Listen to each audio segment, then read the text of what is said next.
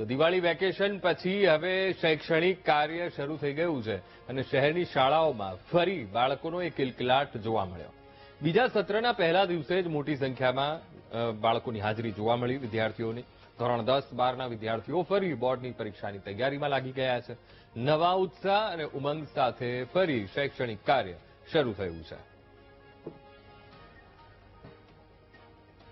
તૈયારી તો બહુ જ સારી છે. બોર્ડની એક્ઝામ નજીક આવે છે. એ પહેલા પ્રિલિમ્સ છે, એની પહેલા પ્રી પ્રિલિમ્સ છે, એટલે બેક ટુ બેક એક્ઝામ્સ છે. તો થોડી નર્વસનેસ પણ થાય છે, થોડી એક્સાઇટમેન્ટ પણ છે કે કેવું જશે 10th ફાઇનલી. બહુ જ સારું લાગે. બહુ જ દિવસ પછી બધાને ટીચરોને બધા મારા મિત્રોને બધા મને મળ્યો એવું લાગે છે. એક્સાઇટમેન્ટ બહુ છે. દિવાળીમાં મજા કરી. હવે 10મું છે એટલે ભણવાનું છે. આગળ એક્ઝામ પણ ઘણી બધી આવે છે. એક્સાઇટેડ છે. આજે બધા મિત્રોને મળ્યા, બધા ટીચર્સને મળ્યા, એટલે બહુ એક્સાઇટમેન્ટ છે.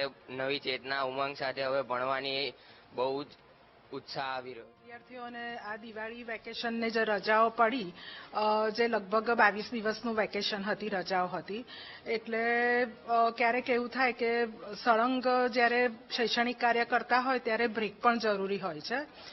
અને એ પછી જે વિદ્યાર્થીઓના ગોલ ને લક્ષ્ય છે તેમને હાંસલ કરવા માટે ને હવે પરીક્ષાઓ આવશે અને હવે દિવસો, બીજા સત્રના દિવસો ઘણા જ ઓછા રહ્યા છે અને માર્ચ ઇઝ માર્ચિંગ એવી રીતે વિચારીએ તો હવે લગભગ 144 દિવસ જેવું સત્રના હવે દિવસો બાકી છે. 10મા અને 12માના ફેબ્રુઆરી એન્ડમાં પરીક્ષા લગભગ છે. તો એ બોર્ડની પરીક્ષા એટલે લગભગ તો 100 જ દિવસો બાકી રહેશે. લગભગ 3 મહિના, 3.5 મહિના જેવું બાકી રહેશે.